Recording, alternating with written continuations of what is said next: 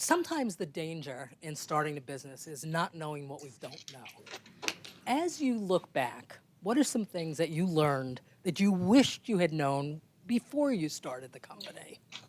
Sure. I mean, and we made so many mistakes, so many mistakes. I mean, That was my point, is that everybody makes I mean, mistakes. it So was what were some of really them? learning by doing. Basically, I started the company, uh, and we were with a guy, a man, and we were 50-50 owners. And all along the way, I actually tried to get a shareholders agreement. I brought in attorneys, we met with them, but he didn't want to do it.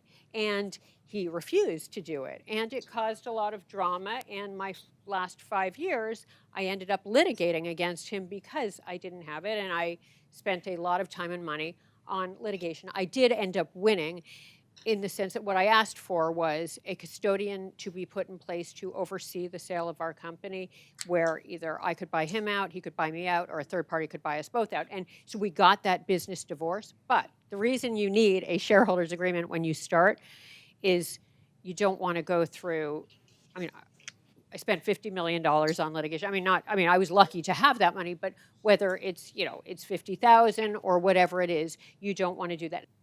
You need to do it before you actually have something to fight over, because you might have your partner and they might say, well, why? We don't have anything. But once you have something, whether it's 5 employees or 10 employees or 500 employees, there's a lot to fight over.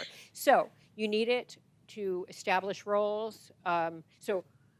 Roles, decision-making, dispute resolution, a buy-sell provision.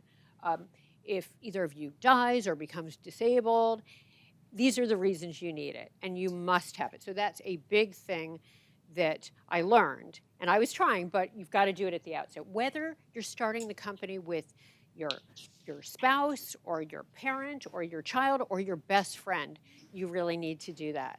That's critical. Another thing is 50-50 ownership. That's a tough one. That's what we had, and that can cause a lot of problems too, because there was not one clear person in charge.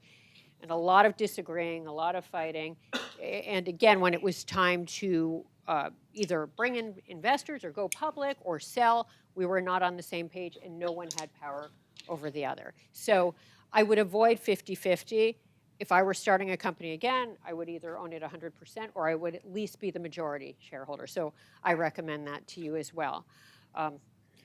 Another thing that's very important is a prenuptial agreement. You probably know that, but I feel like I should say it anyway. You need an attorney at the outset. You really do, and you need to make sure you set it up right. That's money well spent. And an accountant as well. At the outset, those are the two most important things, to make sure you incorporate properly, you set up the right kind of corporation or partnership, and you're handling everything in the best way tax-wise.